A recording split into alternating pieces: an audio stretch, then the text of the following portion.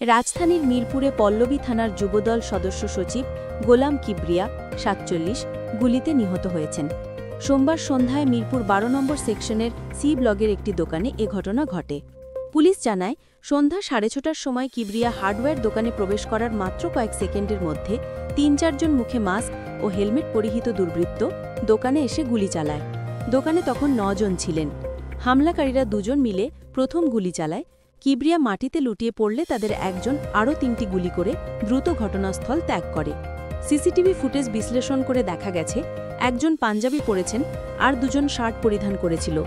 তারা দ্রুত হামলা চালিয়ে পালিয়েছে এবং এখনও পুরো দলে তাদের পরিচয় চিহ্নিত করা হচ্ছে বলেছে পুলিশ। কিবরিয়াকে রক্তাক্ত অবস্থায় দ্রুত উদ্ধার করে শহীদ সোহরাওয়ার্দী মেডিকেল কলেজ হাসপাতালের জরুরি বিভাগে নেওয়া হলে চিকিৎসকরা তাকে মৃত ঘোষণা করেন।